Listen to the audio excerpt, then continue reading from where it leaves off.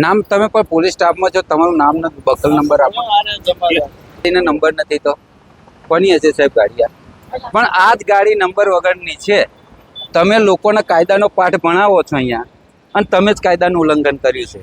ગાડી ઊભી છે, તમે જોઈ શકો છો કે પાછળ નંબર નથી અને આગળ પણ નંબર નથી. અને અહીંયા જે જમાદાર છે સાથે ટીઆરબી છે. જ્યારે જે કાયદાનું પાલન કરવાનું હોય છે ત્યારે એ જ અધિકારી દ્વારા અહીંયા નંબર પ્લેટ વગરની ગાડી રાખી અને કાયદાનો પાઠ ભણાવે છે. એક એવી ઘટના જે ગુજરાતના ટ્રાફિક પોલીસની કામગીરી અને નાગરિકોની સુરક્ષા પર સવાલો ઊભા કરે છે. અમદાવાદ ગ્રામ્ય વિસ્તારના વાંચ રામપુરા ક્રોસિંગ પર સાંપ્રત ન્યૂઝની ટીમે એક ચોંકાવનારી ઘટના પોતાની આંખે જોઈ, જેમાં ટ્રાફિક પોલીસના નામે નાગરિકોને હેરાન કરવામાં આવી રહ્યા હતા અને વિધાઉટ યુનિફોર્મમાં મોઢે રૂમાલ બાંધી કાળા ચશ્મા પહેરી વાહન ચાલકોને રોકી રહ્યા હતા. આ ઘટના માત્ર નિયમોના ઉલ્લંઘનની જ નથી, પરંતુ પોલીસની નૈતિકતા અને જવાબદારી પર પણ સવાલો ઊભા કરે છે. શું છે સમગ્ર ઘટના? જાણો મારી સાથે. નમસ્કાર, હું છું ક્રિજેશ પરમાર અને આપ જોઈ રહ્યા છો સાંપ્રત ન્યૂઝ.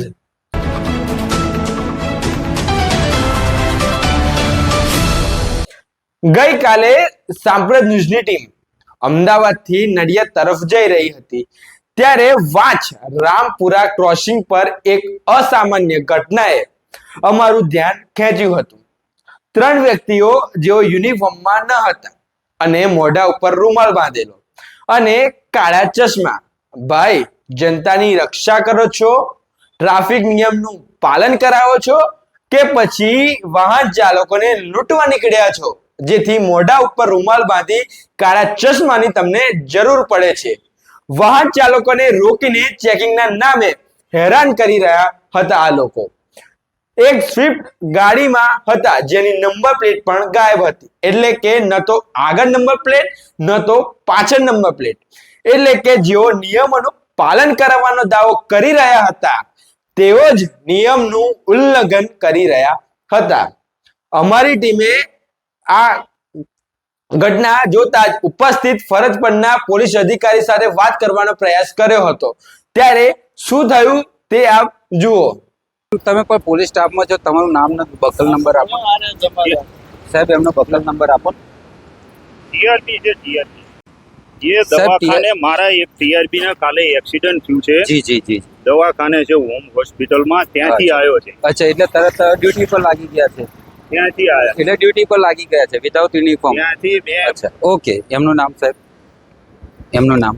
વિપુલભાઈ. વિપુલભાઈ. અને જે પેલા બીજા ભાઈ છે ટોપી વાળા, બીજા ભાઈ તો હોમગાર્ડમાં છે. ના, પણ એ વિધાઉટ યુનિફોર્મ છે સાહેબ. હોમગાર્ડ છે ને ઓટી લાસ્ટ. ના, એ હોમગાર્ડ છે, પણ પેલા ટોપી વાળા ભાઈ અંદર બેઠા છે સાહેબ. અને આ ગાડીના નંબર નથી સાહેબ. એક જ મિનિટ સાહેબ, આ ગાડી નંબર નથી સાહેબ. એનો કોણ ફાલ્ટ છે? આ ગાડીના નંબર નથી તો કોની હશે સાહેબ ગાડી? સાહેબ ગાડી કોની? ગાડી મારા મિત્રની. મિત્રની. તો તમે જ સાહેબ લઈને આવું જ કરશો?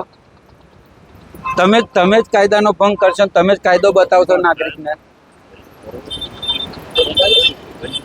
પણ એવું નહીં સાહેબ, તમે કાયદામાં યુનિફોર્મ રહો. અમારે કામગીરી કરવાની. હા, તો સાહેબ મેં ક્યાં ના પાડી? તમે કામ નથી કરતા એવું તો મેં કીધું નથી. પણ આ જ ગાડી નંબર વગરની છે. તમે લોકોને કાયદાનો પાઠ ભણાવો છો અહીંયા, અને તમે જ કાયદાનું ઉલ્લંઘન કર્યું છે.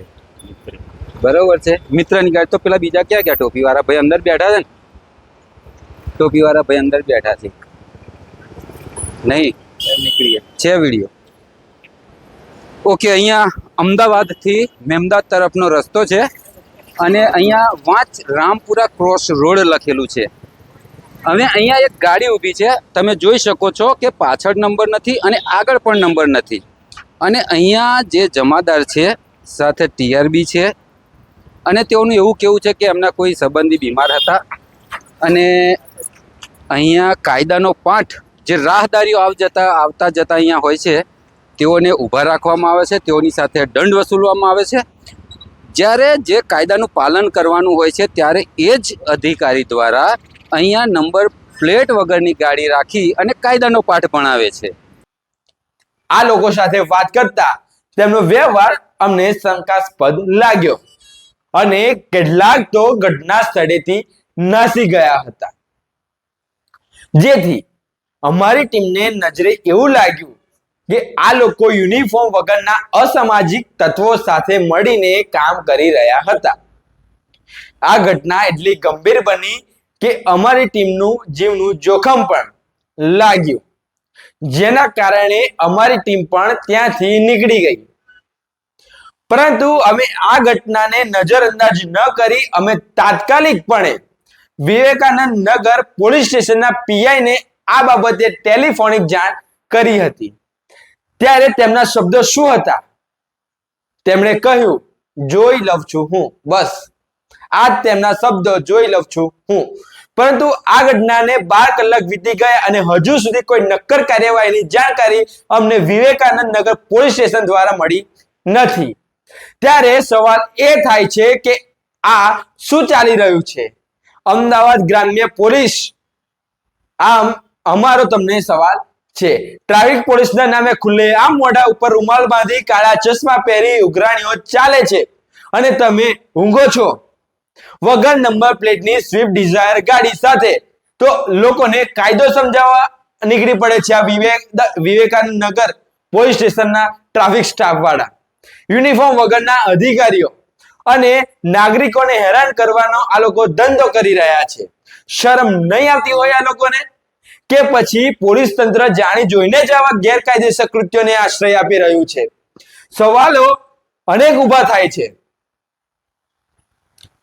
ગુજરાત હાઈકોર્ટે ટ્રાફિક નિયમોના ઉલ્લંઘન સામે કડક કાર્યવાહીનો આદેશ આપ્યો છે, પરંતુ આવા અધિકારીઓ આ આદેશનો દુરુપયોગ કરીને નાગરિકોના ખિસ્સાઓ ખાલી કરી રહ્યા છે.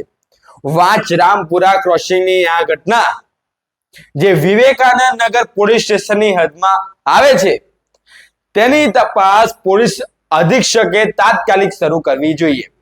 આવા મોઢે રૂમાલ બાંધી કાળા ચશ્મા પહેરી ફરતા ટીઆરપી જવાન હોય કે અધિકારીઓ જેઓ પોતાના ખિસ્સા ભરવા નાગરિકોને લૂંટે છે, તેમની સામે કડકમાં કડક કાર્યવાહી થવી જોઈએ. આ ઘટના એક ગંભીર ઘટના છે અને અનેક સવાલો ઉભા કરે છે. જો પોલીસ જ કાયદાનું પાલન નહીં કરે તો નાગરિકો પાસેથી કેવી અપેક્ષા રાખી શકાય? આ ઘટના ટ્રાફિક પોલીસના નામે ઉઘરાણું અને હેરાનગતિની શંકા પણ ઊભી કરે છે. કેટલાક અધિકારીઓ કાયદાનો દુરુપયોગ કરીને સામાન્ય નાગરિકોને હેરાન કરી રહ્યા છે તેવું લાગી રહ્યું છે. સાંપ્રત ન્યૂઝ આ ઘટનાને નાગરિકો સુધી પહોંચાડીને એક જવાબદાર મીડિયા તરીકેની ફરજ નિભાવી રહી છે. અમારું કામ છે સાચું બહાર લાવવાનું. ત્યારે અમદાવાદ ગ્રામ્ય પોલીસ અને ઉચ્ચ અધિકારીઓને આ ઘટના પર તાત્કાલિક કાર્યવાહી કરશે કે કેમ તે આવતા સમયમાં જોવું રહેશે. નાગરિકોનો વિશ્વાસ જાળવવો એ પોલીસ વિભાગની સૌથી મોટી જવાબદારી છે અને આવા કિસ્સાઓ આ વિશ્વાસને ડગમગાવે છે. ત્યારે આ બાબતે ગુજરાત પોલીસ શું કાર્યવાહી કરે છે તે આવતા સમયમાં જોવું રહેશે. જો તમને વિડીયો પસંદ આવ્યો હોય તો વિડીયોને લાઈક અને ચેનલને સબસ્ક્રાઇબ કરી શકો છો, જેથી અમારું મનોબળ વધે છે. અને આ સમગ્ર ઘટના વિશે આપ શું વિચારો છો તે કોમેન્ટમાં જરૂરથી જણાવશો.